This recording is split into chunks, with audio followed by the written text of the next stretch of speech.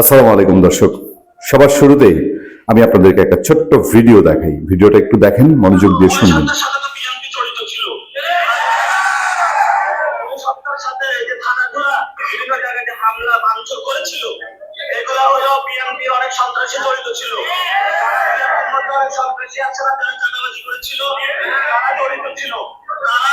এটা করেছে এজন্য আমাদের উপরে দোষ দেওয়ার জন্য, এই জন্য বিএনপি যারা সন্ত্রাস চাঁদাবাজি দুর্নীতি করেছে পুলিশ হত্যা দায়ে তাদেরকে গ্রেফতার করা উচিত।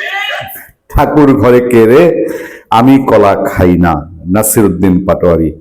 আজ হঠাৎ করে অন্তর্বর্তীকালীন সরকার, ডক্টর ইউনূসের সরকার, তাদের গার্জিয়ান সরকার বিদায়ের পরে নাসিরউদ্দিন পাটোয়ারি এই কথা জাবর কাটছেন। আপনারা এটা মনে করবেন না, সে এমন সময় যাবার কাছে যখন আওয়াজ উঠে গেছে যে পুলিশ হত্যার বাংলাদেশে বিচার হবে। আমরা গতকালকে আপনাদেরকে একটা আলোচনায় দেশ রূপান্তর পত্রিকার একটা স্টোরির রেফারেন্স দিয়ে জানিয়েছিলাম যে 5 আগস্ট 2024-এর আগে পরে পুলিশ হত্যার ঘটনার বিচারের গ্রিন সিগন্যাল দিয়েছে এই নতুন বিএনপি সরকার, এবং এটা বিচার হওয়া বাধ্যতামূলক, এটা হতে হবে। এটা হওয়া ছাড়া বিকল্প নাই, বিএনপির হাতেও বিকল্প নাই। আমি আপনাদেরকে একাধিক আলোচনায় বলেছি। দেশ রূপান্তর পত্রিকা জানিয়েছে যে পুলিশ এর আগে অন্তর্বর্তীকালীন সরকারকে অসংখ্যবার রিকোয়েস্ট করেছে, কিন্তু সেই সরকার পাত্তা দেয়নি, কানেই নেয়নি পুলিশ হত্যার বিচারের ঘটনাটি। পুলিশের হাতে সমস্ত ডকুমেন্ট রাখা আছে, সমস্ত ভিডিও ফুটেজ পুলিশের হাতে আছে। কালপিট কারা কারা, কারা কারা শয়তান, কারা কারা পুলিশকে বেছে বেছে টার্গেট করে হত্যা করেছে।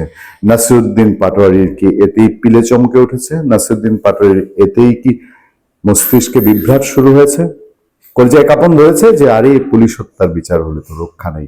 কারা পুলিশকে তখন বেছে বেছে হত্যা করেছিল? কারা জনগণকে এবং সাধারণ কোমলময়ী ছাত্রদেরকে উচ্ছৃঙ্খল বিশৃঙ্খল করে দিয়েছিল?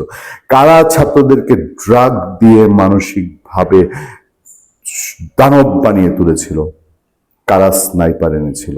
কারা স্নাইপার দিয়ে আঘাত করেছিল? স্নাইপার দিয়ে পুলিশ, সাধারণ ছাত্র কাদের উপরে আঘাত করেছিল? বিনা চ্যালেঞ্জে কি এটা কোনো সভ্য সমাজে পার পেয়ে যেতে পারে? সেই আলোচনা যখন শুরু হয়েছে তখন নাসিরউদ্দিন পাটোয়ারি আগ বাড়িয়ে বিএনপির উপরে দায় দিচ্ছেন। হ্যাঁ, বিএনপির কোনো নেতা কর্মী জড়িত ছিল না, এটা বলা যায় না। বিএনপির সিরাজগঞ্জে এনায়েতপুরের ঘটনায় বিএনপির সিরাজগঞ্জের দায়িত্বশীল নেতাই বক্তৃতা দিয়েছিল যে এনায়েতপুর থানা জ্বালিয়ে না দিলে আন্দোলন জমতো না, পুলিশকে 14 জন পুলিশকে নির্মম নৃশংসভাবে হত্যা না করলে আন্দোলন জমজমাট হতো না। কিন্তু সেই সংখ্যাটা আনুপাতিক হারে কতটুকু, যেটা মেটিকুলাস ডিজাইন ছিল, যেটাই নাসিরউদ্দিন পাটোয়ারি গংদের কন্ট্রোলে ছিল, যারা টার্গেট করে প্ল্যান করে নেমেছিল যে এখানে লাশের সংখ্যা বাড়াতে হবে, হত্যা করতে হবে, সেই গ্রুপটা তো বিএনপির মেটিকুলাস গ্রুপ, বিএনপির গ্রুপ না। বিএনপি মেটিকুলাস ডিজাইনের ছোট্ট একটা পার্ট মাত্র, তাও পূর্ণাঙ্গ ভাবে না। আপনারা যারা আমার রেগুলার ফলো করেন তারা জানেন যে এই মেটিকুলাস ডিজাইনের অনেক অন্তর্ভুক্তির ঘটনা আমরা আস্তে আস্তে আস্তে আস্তে আমাদের সোর্সদের কাছ থেকে জেনেছি, এবং জানার ফলে আমরা এটা বলতে পারি যে বিএনপি এটার একটা সাইডলাইন প্লেয়ার ছিল। হ্যাঁ, বিএনপির যারা অপরাধী, তারা যদি, আমি এর আগে আলোচনায় বলেছি, বিএনপির যে কয়জন অপরাধী ছিল 5 আগস্ট পূর্ব পরবর্তী, এদের যদি শাস্তির মুখোমুখি হয়, বর্তমান বিএনপির কিছুই যায় আসে না।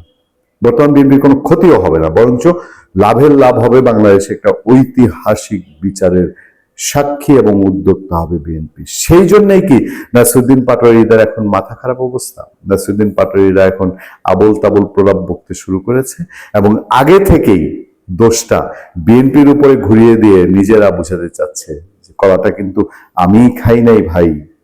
সে কথাকে মানুষ বিশ্বাস করবে? পুলিশ হত্যার তদন্ত হলে কার কার নাম চলে আসতে পারে? সেই পরে যারা ডক্টর ইউনূসের স্নেহাধন্য হয়েছে, যারা পার্টি খুলেছে, কোন কোন মাথা, কোন কোন মাস্টার মাইন্ড ফেসে যেতে পারে পুলিশ হত্যার বিচার শুরু হলে? নাসিরউদ্দিন পাটোয়ারির বক্তব্য থেকে সেটা কি কিছু ইঙ্গিত পাওয়া যায় না? ভালো থাকবেন, সুস্থ থাকবেন। আপনার সাথে আমি আতিক রহমান, পূর্ণিয়া।